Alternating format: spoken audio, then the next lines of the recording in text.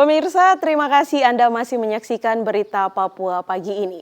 Dan bagi Anda yang baru bergabung bersama kami, akan kami hadirkan kembali 3 berita utama kami.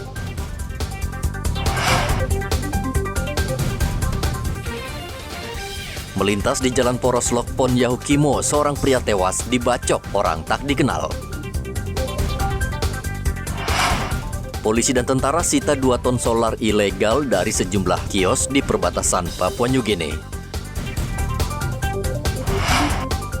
Gelombang tinggi sebabkan talut jebol, ruas jalan utama dari dan menuju Manokwari tidak bisa dilewati.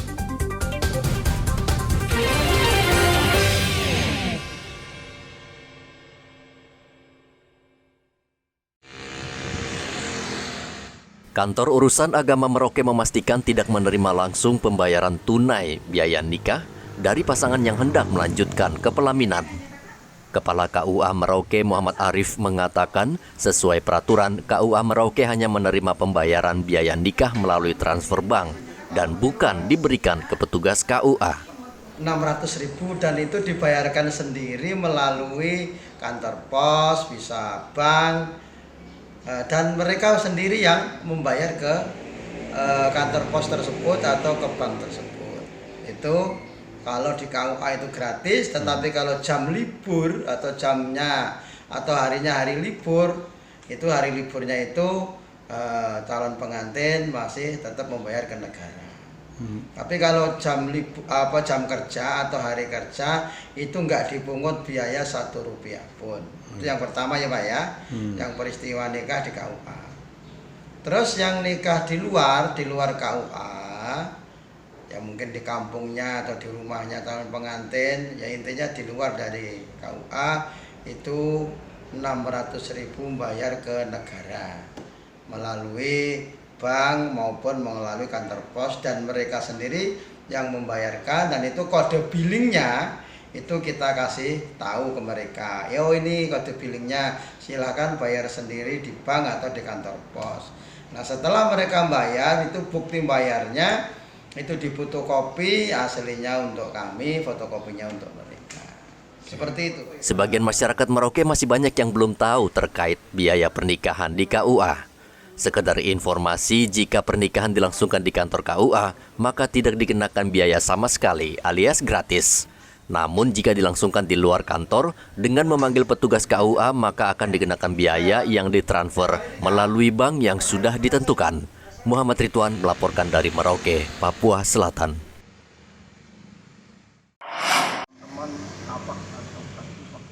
Ratusan tenaga honorer di lingkungan Pemkab Merauke akhirnya lega setelah mereka mendapat kepastian akan diangkat menjadi pegawai tetap. Dalam waktu dekat, Pemkab Merauke berencana akan menyerahkan surat keputusan pengangkatan yang selama ini diharapkan ratusan tenaga honorer tersebut.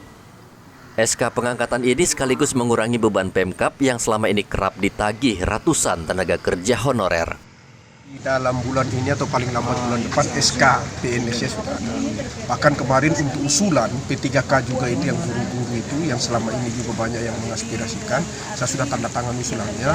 Dari kuota 600 kita baru mengusulkan kemarin kurang lebih 300, saya tidak tahu persis jumlahnya, tapi itu sementara berproses. Harapan kita honorer yang memang sudah memenuhi kriteria itu segera turun SK-nya. Dengan demikian beban kita itu sudah menjadi berkurang, karena itu nanti termasuk gajinya itu langsung diperhitungkan dalam jumlah DAU untuk tahun ini.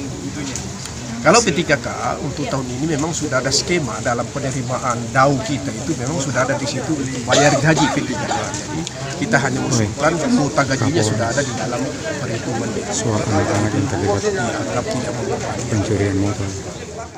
Saat ini ada lebih dari 500 tenaga honorer yang akan menerima SK pengangkatan PNS. Mereka diantaranya ada yang sudah mengabdi kepada negara sebagai tenaga pengajar selama lebih dari 10 tahun. Muhammad Ridwan melaporkan dari Merauke, Papua Selatan. Kantor Pencarian dan Pertolongan SAR Timika menyelenggarakan kegiatan donor darah yang dilangsungkan di kantor SAR Timika. Kegiatan diikuti potensi SAR dari berbagai institusi, seperti dari kalangan TNI Polri dan Badan Karantina Pertanian dan Hewan, relawan Basnas, Orari Mimika, dan kegiatan ini dilaksanakan serentak seluruh Indonesia. Kegiatan donor darah dibuka langsung Kepala Badan Nasional Pencarian dan Pertolongan Marsikal Madya TNI Henry Alfiandi secara virtual. Dalam kegiatan ini, Kantor Pencarian dan Pertolongan Timika bekerja sama dengan PMI dan RSUD Kabupaten Mimika. Untuk kegiatan yang kami laksanakan ini semata-mata untuk membantu masyarakat, terutama dalam kegiatan donor darah. Semoga kantong-kantong darah yang dikumpulkan, yang kurang lebih 50 yang ditargetkan, betul-betul terakomodir dan bisa kami serah terimakan ke pihak yang melaksanakan atau yang membantu kami untuk penyaluran darahnya. Terima kasih juga kepada Potensi SAR yang sudah bergabung dalam kegiatan sumbang untuk kegiatan donor darah. Ada dari TNI Polri dan dari beberapa Potensi SAR, dari Basnas, dari karantina. Kegiatan donor darah menargetkan 50 lebih dari kantong darah. Namun dalam pelaksanaan, SAR Timika hanya mendapatkan 44 kantong darah. Kantong darah tersebut akan disumbangkan ke PMI dan rumah sakit untuk membantu pasien yang membutuhkan darah. Dari Mimika, Papua Tengah, Igobat Momolin melaporkan. A'udzu billahi minasyaitonir rajim. Bismillahirrahmanirrahim. Inilah puncak dari semua tahapan kompetisi membaca Al-Quran. Babak Grand Final Korek Cilik Indonesia. Assalamualaikum warahmatullahi wabarakatuh. Korek Cilik Indonesia hadir lagi nih di Ajwa TV. Ya betul. Yuk teman-teman yang usianya 14 tahun ikut lomba membaca Al-Quran Korek Cilik Indonesia. Kirimkan video mengaji teman-teman ya ke email korekcilik2023@gmail.com. Kita tunggu video mengaji teman-teman sampai tanggal 28 Februari 2023 ya. Wassalamualaikum warahmatullahi wabarakatuh.